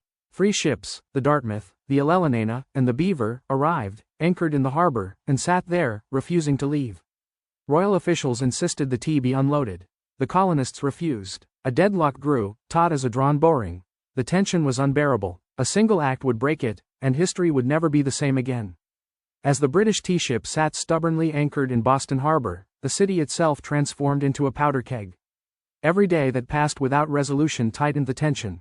Boston wasn't just resisting, it was preparing for a fight. In taverns, churches, and public squares, angry colonists debated what to do. The Sons of Liberty, led by fiery voices like Samuel Adams, John Hancock, and Paul Revere, moved swiftly to organize resistance. They posted public notices calling on citizens to boycott British tea and held raucous meetings that swelled with farmers, artisans, and merchants alike. Each gathering added fuel to the fire. The Old South Meeting House became the nerve center of the resistance. Thousands crammed into the wooden hall, their breath fogging the air, their voices rising in defiance. Here, resolutions were passed, speeches were made, and tempers boiled. Each vote against the unloading of tea was another hammer blow against British authority. But while the people of Boston stood united, the clock was ticking. British law demanded that imported goods like tea be unloaded and the tax paid within 20 days. If the ships remained after the deadline, customs officials would seize the cargo and the tax would be collected by force. The Sons of Liberty understood that once the tax was paid, even under protest, the principle would be lost. It wasn't just about the tea anymore. It was about whether the colonies would accept being treated as subjects without rights or whether they would stand and fight for their future. Meanwhile, the royal governor of Massachusetts, Thomas Hutchinson, dug in his heels. He refused to let the tea ships leave without unloading their cargo, demanding that the law be obeyed. Colonial outrage be damned. To him, backing down meant admitting that mobs, not monarchs, ruled the colonies. Boston's standoff became a spectacle. Every man, woman, and child knew that something was coming. You could feel it in the air, that cold, sharp sense before a storm when the world holds its breath. All it would take was one spark to ignite an explosion, and somewhere among the crowded streets and crowded hearts of Boston, a decision was quietly taking shape. A plan that would echo across oceans and empires. December 16, 1773 dawned gray and cold over Boston, a city balanced on the edge of history. For nearly 3 weeks, the tea ships had sat in the harbor like ticking bombs. Now the final deadline had arrived. According to British law, the tea had to be unloaded and the tax paid within 20 days of a ship's arrival. If it wasn't, customs officials could seize the cargo and British troops could be called in to enforce the law. Everyone knew it, everyone knew what was at stake. If the tea came ashore, the principle was lost. If the colonists allowed it, even once their cause, their claim to rights and liberty would unravel. That morning, thousands of Bostonians and nearby colonists packed into the Old South Meeting House, the largest building in town. Some had walked miles through the icy countryside to be there. The meeting was so packed that men spilled out into the streets, straining to hear the fiery speeches echoing through the halls. Samuel Adams, the iron voice of rebellion, presided over the gathering. Speaker after speaker rose to denounce the Tea Act, to cry out against tyranny, to urge immediate action. But even among the defiants, uncertainty hung heavy. What could be done without sparking outright war? How could they stop the tea without opening the floodgates to brutal retaliation? As the afternoon wore on, riders galloped in with grim news. Governor Thomas Hutchinson remained unmoved. The ships would not be allowed to leave without unloading. The tea would be seized, the tax collected, the king's law enforced. The crowd buzzed with fury. The walls of the meeting house seemed to shudder with the force of it. Yet Samuel Adams stood calmly and spoke the words that signaled the end of debate. This meeting can do nothing more to save the country. A simple sentence, but everyone knew what it meant. There would be no more petitions, no more compromises. Action would be taken. Outside, a war whoop cut through the gathering gloom. The signal. Men disguised themselves quickly, smearing soot on their faces, donning blankets and feathers in crude imitation of Mohawk warriors. It wasn't about fooling anyone. It was about creating a symbol, a message no one could mistake. The deadline had passed. Boston would answer, not with words, but with defiance. As twilight deepened over Boston on December 16, 1773, the quiet streets began to stir. Figures moved through the shadows. Ordinary men cloaked in rough blankets, their faces blackened with soot, some adorned with feathers. They weren't trying to fool anyone into believing they were real Mohawks. Their disguise was symbolic, an act of shedding their old identities, of taking a stand as something new, something fierce. By the dozens, they made their way to Griffin's Wharf, where the 3 tea ships, the Dartmouth, the Eleanor, and the Beaver, lay anchored. The harbor water churned cold and dark beneath them, thick with the sharp bite of winter air. There was no shouting, no drunken chaos. This was not a riot. It was a mission carried out with calm, ruthless precision. Armed with hatchets and clubs, the disguised colonists swarmed the ships, overwhelming the few crew members still aboard. No harm came to the sailors. They were pushed aside, watched in silence as the operation began. Men split open the wooden chests with practiced blows, the fragrant smell of fresh tea spilling into the cold night air. Others heaved the crates overboard, their heavy splashes echoing across the still waters of the harbor.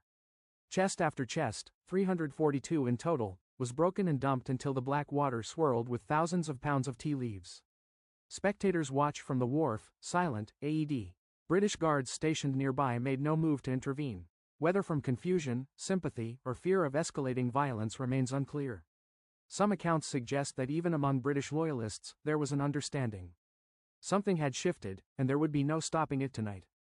The discipline was extraordinary. No cargo was stolen. No one raided the ships for valuables. Only the tea, the hated symbol of British oppression, was targeted. In a town where hunger and hardship were daily realities, the men could have easily turned the protest into an excuse for looting. They did not. When it was over, the harbor resembled a great swirling cauldron filled with torn chests and soaking tea leaves. The smell of the sea mixed with the sharp tang of smashed tea, filling the night air with a strange bittersweet scent. The work was done. Silently, the men disappeared into the night, vanishing into the alleys and back streets of Boston. They left behind no names, no leaders, no claims to fame, only the unmistakable mark of revolution. As the last broken crates bobbed in the dark water, Boston stood still, almost holding its breath. The Boston Tea Party wasn't a riot, a brawl, or a drunken spectacle. It was something far rarer, an act of cold, deliberate defiance carried out under the cloak of night. The harbor was transformed into a giant swirling teapot. Thousands of pounds of East India Company tea floated in great mats on the water, staining it black. Some colonists, curious and rebellious, scooped handfuls of soaked leaves from the harbor, only to be chastised by the Sons of Liberty patrolling the docks. Nothing was to be salvaged. No one would profit from this night's work. This was principle, pure and simple. The town woke the next morning to the smell of salty tea hanging heavy in the air. News spread like wildfire. Word of mouth, letters, broadsheets. By midday, everyone from apprentices to merchants knew what had happened. And opinions split fast. Among patriots there was pride, a fierce, swelling pride, that ordinary men had stood up to the mightiest empire in the world and struck a blow for liberty. Among loyalists and moderates, there was horror. To them, the destruction of property was reckless, dangerous. Had the colonies crossed a line they couldn't walk back from? Governor Thomas Hutchinson raged in his mansion, furious not only at the destruction, but at the message it sent. Most still hoped for reconciliation, for a return to the old relationship of mutual respect under the British Crown. But beneath the polite debates and carefully worded petitions, a deeper understanding was taking root. The colonies could no longer afford to stand separately. At the Congress, they agreed to a sweeping boycott of British goods. They pledged mutual support in the face of further British aggression, and they made it clear any attack on one colony would be considered an attack on all. In taverns and meeting houses across the continent, ordinary people began using words that had once been whispered only in private. Unity, resistance, liberty. In bringing the hammer down on Boston, Britain had imagined it would crush rebellion. Instead, it had welded the colonies together into something far more dangerous. A people who, despite their differences, were beginning to think of themselves not as scattered provinces, but as Americans. The winds of revolution were no longer just stirring. They were gathering into a storm. And it was too late for Britain to stop it. The night the tea sank into Boston Harbor, it wasn't just crates that were destroyed. It was the illusion that the American colonies could remain loyal subjects forever. The Boston Tea Party lit a spark that no king, no army, no distant parliament could ever snuff out. In the months that followed, that spark caught fire across the colonies. What had once been protests, boycotts, and polite petitions hardened into open resistance. Town militias began drilling openly, storehouses filled with powder and shot. Men who had once toasted King George III in taverns now whispered about revolution under the same roofs. Boston became a symbol of sacrifice, battered but unbowed. The more Britain tried to tighten its grip, the more the colonies slipped through its fingers. Every ship that sailed past the closed, silent harbor of Boston was a silent reminder that tyranny had met its match in American defiance. When Parliament passed the Intolerable Acts, they intended to make an example out of Boston to scare the other colonies into submission. Instead, they had created a martyr city, a rallying cry. From Georgia to New Hampshire, colonists realized that their fates were tied together. Resistance was no longer about tea. It was about survival, identity, freedom. By the spring of 1775, the tension reached a boiling point outside Boston.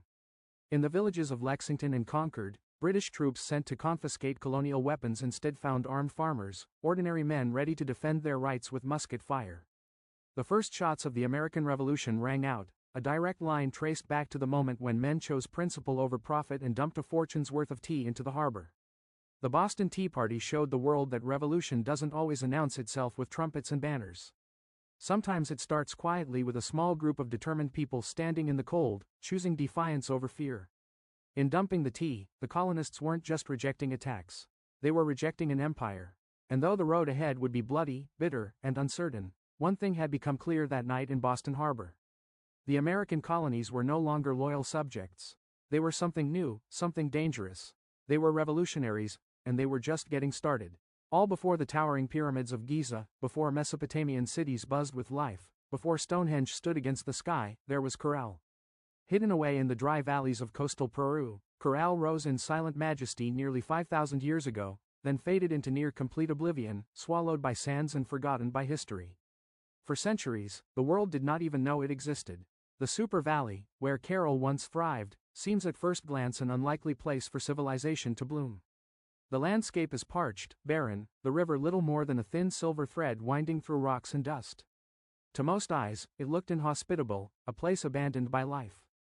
Yet, it was here, amid the desolation, that one of humanity's earliest great cities took shape. Corral wasn't just a collection of scattered huts or a temporary trading post. It was a planned city sprawling over 150 acres filled with pyramids, plazas, residential quarters, and ceremonial spaces. It had scale, purpose, and vision.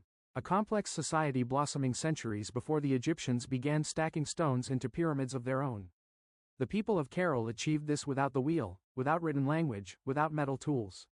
They built massive structures from stone and earth with nothing but ingenuity, communal effort, and the raw power of human will. Yet for thousands of years, Cairo's existence remained a secret. Even when travelers stumbled across the strange weathered mounds scattered across the valley, they mistook them for natural formations, mere hills sculpted by the desert winds. No one imagined that beneath the sand lay one of the oldest cities in the world, predating even the civilizations that history books had crowned as the firsts. It wasn't until the late 20th century that archaeologists led by Ruth Shady uncovered the truth. What they found buried in the dust of time would rewrite the story of the Americas and force the world to reconsider what it thought it knew about the birth of civilization itself. Cairo had risen, flourished, and fallen in total anonymity. Now, after millennia of silence, its stones are speaking again, whispering of a peaceful, intelligent people who built a world of complexity and wonder in a land where life itself seemed impossible. And this was only the beginning of their story. At first glance, the Sup Valley looks like a place where life should struggle to exist. Harsh winds sweep across endless stretches of sand and stone. The sun beats down mercilessly, drying out the earth, baking the landscape into cracked, brittle sheets. Water is scarce, the river a meandering thread, fighting for survival. To the untrained eye, it is a wasteland, barren, empty, forgotten by the gods. But the people of Corral saw something different. They did not see a desert to be feared. They saw a canvas to be shaped. They recognized the river, however modest, as the lifeblood of possibility. And so, with patience, ingenuity, and sheer determination, they turned this unforgiving place into a thriving oasis of life and culture. Their first victory was agriculture.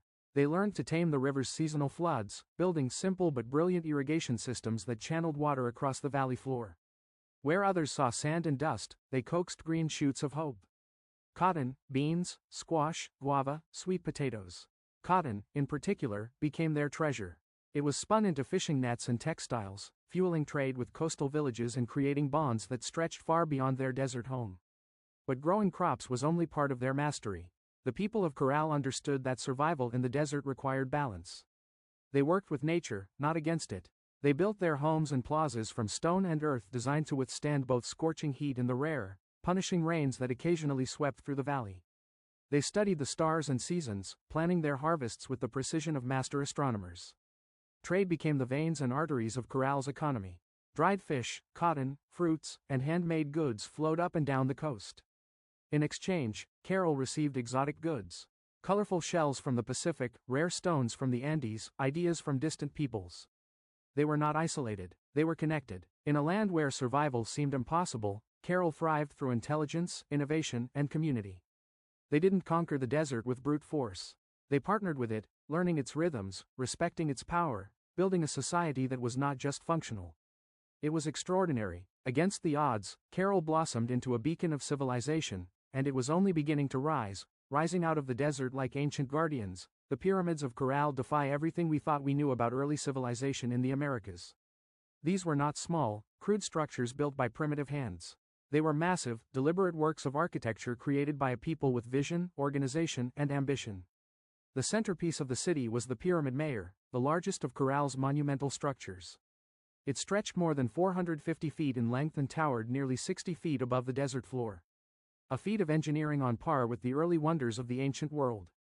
Built from stone, mud, and woven reed bags filled with rocks, the pyramid was designed not just to endure the harsh climate, but to withstand the punishing earthquakes that occasionally rattled the region. And endure it did, standing silent against wind and time for nearly 5 millennia. But the pyramids of Cairo were not tombs. Unlike the massive burial complexes of Egypt, Cairo's pyramids served a different purpose. They were centers of ceremony, power, and public life. Temples and gathering spaces crowned their summits, accessible by broad, elegant staircases. Fires once burned atop these platforms and rituals were held beneath the endless Peruvian sky. At the foot of the pyramids, vast plazas opened up, sunken and circular, inviting thousands to gather for religious ceremonies, political meetings, and communal celebrations. The very design of Carroll's cityscape suggested a society that prized community and order, a people deeply connected to one another and to the cosmos.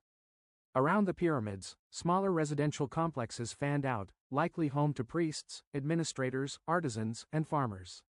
The pyramids themselves seem to have been strategically placed, aligned with celestial events, sunrises, solstices, the cycles of the stars. To the people of Corral, architecture wasn't just practical.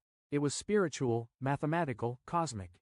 Walking among the weathered stones today, it's almost impossible not to feel a strange sense of awe. These structures were raised without metal tools, without the wheel, without beasts of burden. Yet, they rose with symmetry, scale, and staggering precision. The Great Pyramids of Corral were not built for vanity, nor for war. They were built to connect earth and sky, community and cosmos, humanity and eternity. And they still whisper across the sands, telling a story that refuses to be forgotten. Among the ruins of Corral, there is something profoundly different, something that sets it apart from so many ancient civilizations. No weapons have been found buried beneath its sands. No defensive walls circle its plazas. No mass graves hint at bloody conquest or internal strife. Unlike the kingdoms that rose and fell through war, Carroll was a society built on peace. It's a revelation that defies expectations. Here was a civilization that flourished not through violence, but through cooperation, trade, and shared belief. The people of Corral seem to have invested their energy not in armies or fortresses, but in architecture, astronomy, music, and communal life. Their plazas and pyramids weren't monuments to victory over enemies. They were centers of celebration, worship, and governance. This was a civilization that chose to gather rather than conquer, to negotiate rather than destroy. Trade was the lifeblood of Carroll's success. Cotton grown along the fertile river banks was spun into fishing nets that were traded with coastal communities. In return, Carroll received dried fish, an essential source of protein, and exotic goods from faraway places. Colorful shells from the Pacific, precious stones from the highlands, and even rare tropical fruits from distant valleys. This wide network of trade stitched the region together, binding far-flung communities into a peaceful web of mutual benefit, and in the center of it all, Carroll thrived as a cultural and economic hub. Religious and ceremonial life played a vital role in maintaining social harmony. The city's grand public spaces and sunken plazas likely served as stages for rituals that united the people under shared spiritual beliefs. Music filled these gatherings, flutes carved from condor bones, drums made from deer hides, creating soundscapes that echoed across the desert, tying individual lives to something greater. Leadership, too, appeared to rely less on military strength and more on spiritual authority and civic organization. The city's leaders must have coordinated massive construction projects, seasonal agricultural cycles, and complex trade agreements. All without leaving behind the brutal scars of war. In an ancient world so often defined by conflict, Corral stands as a shining exception, a reminder that civilization does not have to rise on the broken backs of the conquered. It can instead be built by the quiet power of collaboration, creativity, and trust. At Carroll, the stones still seemed to hum with echoes of a world long gone. It was not just a city of buildings and trade. It was a city alive with sound, ceremony, and spiritual rhythm. Music and ritual were woven into the very heartbeat of Carroll civilization. Archaeologists digging carefully through the dry sands uncovered a treasure trove of ancient instruments, flutes crafted from the bones of condors and pelicans, whistles fashioned from deer antlers, small drums stretched with animal hides. These artifacts were not simple toys. They were crafted with care, tuned to specific notes designed to carry sound across the wide-open plazas of the city. In a world without written language, music spoke the language of the soul. Imagine it, the low thrum of drums rising at dusk, flutes keening like the desert wind, feet stamping on the sunken plazas as hundreds gathered under the fading light. Fires would crackle atop the pyramid platforms. Priests dressed in intricate woven garments would chant to the gods of the river, the earth, the stars. In those moments, Carroll was not just a city. It was a symphony. The layout of Corral itself suggests that ritual life was at its core. The grand plazas were not mere open spaces. They were stages for communal ceremonies, carefully designed to draw people together. The sunken circular courts acted like ancient amphitheaters, focusing sound and sight onto the rituals performed at their centers. And above them all, the pyramids loomed, not as tombs, but as sacred mountains built by human hands, linking the earth to the heavens. Rituals likely marked the turning of the seasons, the cycles of planting and harvest, the movements of the stars. Music was not just entertainment. It was a bridge between people, between nature and the divine, between the known and the mysteries beyond. No violent murals, no terrifying gods of war, no bloodthirsty sacrifices. In Corral, the spiritual world seems to have been one of harmony, celebration, and reverence. Even today, when the desert wind whistles through the ruins, you can almost hear it. The faint strains of ancient music. The forgotten songs of a people who found beauty, meaning and connection in the heart of the harsh, endless sands. Carroll wasn't just a place of music, trade, and ritual. It was a marvel of engineering, a testament to human ingenuity in one of the harshest landscapes on Earth. Without metal tools, without the wheel, without draft animals, the people of Carroll shaped a city of stone and earth that has endured nearly 5,000 years. Their achievements were astonishing. Massive pyramids rose from the desert floor, constructed not with small, fragile bricks, but with enormous stones carried across the dry valley. Workers transported rocks using reed bags, ingenious baskets strong enough to bear heavy loads woven from the very plants that grew along the river banks. Layer upon layer they built with care, stacking stone and filling the interiors with rubble to create structures that could withstand not only time but nature's fury. And they understood nature well. Corral lies in a region prone to violent earthquakes. Yet their pyramids and plazas survived largely intact. How? By mastering earthquake-resistant architecture. Builders used flexible construction techniques, layered fills, wide foundations, and rounded corners that allowed their monuments to absorb and dissipate seismic energy. It was engineering born not from textbooks, but from an intimate knowledge of the earth itself. Water management was another silent triumph. Despite living in a desert, the people of Carroll developed sophisticated irrigation systems. Channels and canals carefully guided river water to their agricultural fields, allowing crops to flourish even during dry seasons. No water was wasted, every drop mattered. The layout of Corral itself reflected brilliant urban planning. Major structures aligned with key astronomical points, suggesting a deep understanding of the solar cycles. The sunken plazas with their precise geometry were more than gathering places. They were instruments for tracking the heavens, allowing priests and astronomers to predict seasons crucial for survival. Even the city's organization spoke of a complex society. Residential zones, administrative areas, ceremonial centers, all were arranged in harmony, balancing communal life with sacred spaces. They built not just for the moment but for generations. Today, as modern engineers marvel at Corral's resilience, they are reminded that greatness is not measured by technology alone. Sometimes the deepest wisdom lies in understanding the forces of nature, in working with the land, not against it. Corral's stones have endured storms, quakes, and the erosion of time itself. They stand as a silent testament to a civilization that engineered their dreams into the desert sands. For centuries, the city of Carroll flourished, a beacon of peace, music, trade, and architectural mastery in the desert sands. And then, quietly, almost without a trace, it was abandoned. No fires marked its fall. No signs of conquest scar its walls. No mass graves or shattered monuments tell a story of sudden disaster. Instead, Corral simply faded. Its plazas emptied, its pyramids left to the drifting sands, its flutes and drums silenced by time. Why did they leave? That question still lingers like a ghost across the Super Valley. Some scholars believe that environmental change struck the final blow. Evidence suggests that a long period of drought may have crippled Corral's agriculture. Without the river's life-giving waters, the fields would have withered. Trade networks dependent on surplus cotton and food would have faltered. The careful balance Corral had maintained with its harsh environment may have finally tipped beyond repair. Other theories point to shifting trade routes. As neighboring cultures grew and new centers of power emerged along the coast and inland, Carroll's influence might have diminished. Perhaps the goods they once supplied, cotton, fish, produce, were no longer enough to sustain their role as a dominant city. Slowly the lifeblood of commerce drained away. Still others whisper of internal decline.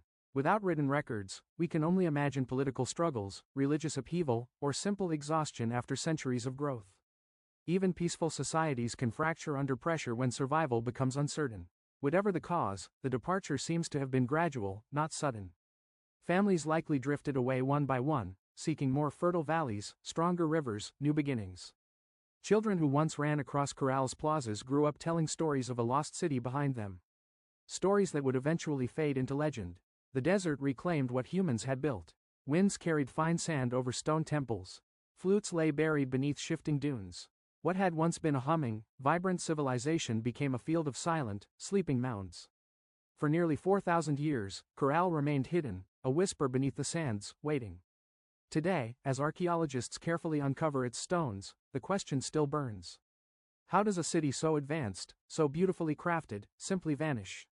Perhaps the truth is that even the greatest civilizations, no matter how wise or peaceful, are still fragile, threads woven into the tapestry of time, forever vulnerable to the unseen forces of change. For millennia, Carroll lay forgotten, buried beneath the silent sands of the Super Valley. Travelers passed the strange rounded hills that dotted the landscape, never suspecting that beneath their feet lay the ruins of a civilization older than the pyramids of Egypt. To them, these were just natural formations, mounds shaped by the wind and time. It wasn't until the late 20th century that the world would finally hear Carroll's voice again. In the 1990s, Peruvian archaeologist Ruth Shady led a team into the Soup Valley, driven by curiosity and a growing sense that these hills might hold secrets no one had yet uncovered. What they found would rewrite the story of human civilization in the Americas. Layer by painstaking layer, the sand was brushed away. Beneath it emerged walls of carefully cut stone, grand staircases, sunken plazas, pyramids, a city far older than anyone could have imagined. Radio-urban dating confirmed the unbelievable. Corral was over 4,600 years old, thriving at the same time as the earliest civilizations in Mesopotamia and Egypt. It was a discovery that shook the foundations of archaeology. Before Carroll, scholars believed that civilization in the Americas developed much later, shadowed by the great empires of the Old World. Corral changed everything. It proved that the Americas had birthed monumental architecture, complex urban life, and social organization independently long before the rise of the Incas or the Mer. Ruth Shady and her team found not just stone and rubble, but the remnants of life, musical instruments, fishing nets, textiles, ancient knot records, and even offerings made to the gods. Each artifact told a story of a people who had built a society with vision, intelligence, and profound creativity. Carroll's rediscovery was more than an academic triumph. It was a resurrection. A civilization that had slept beneath the desert for thousands of years now stood revealed under the open sky once more. Its plazas kissed by the same winds that had once carried the sounds of flutes and the laughter of children. Today, Carroll is recognized as a UNESCO World Heritage Site, a fragile, priceless link to humanity's earliest dreams of building, belonging, and believing. The sands had hidden Corral well, but in the end, the stones endured, waiting for someone to listen, to see, to remember. Carroll stands today as a silent giant, a reminder that civilization's roots stretch far deeper than we once believed. Among its pyramids and plazas, the ancient stones whisper a story that reshapes our understanding of humanity's journey. A story not of conquest and bloodshed, but of harmony, ingenuity, and hope. Long before the towering empires of Greece, Rome, or even Egypt, the people of Corral were building something extraordinary. They raised pyramids without the wheel. They mapped the stars without written records. They created a thriving society rooted in trade, music, ritual, and engineering, all without leaving scars of war upon the land. In an era often defined by conflict, Corral offers another vision of what civilization can be. A society that valued connection over conquest, knowledge over domination. It reminds us that complexity does not require violence. That greatness is not measured by how many armies march across a battlefield, but by how a community comes together to build, to create, to dream. Carroll's legacy reaches far beyond the dry sands of the Soup Valley.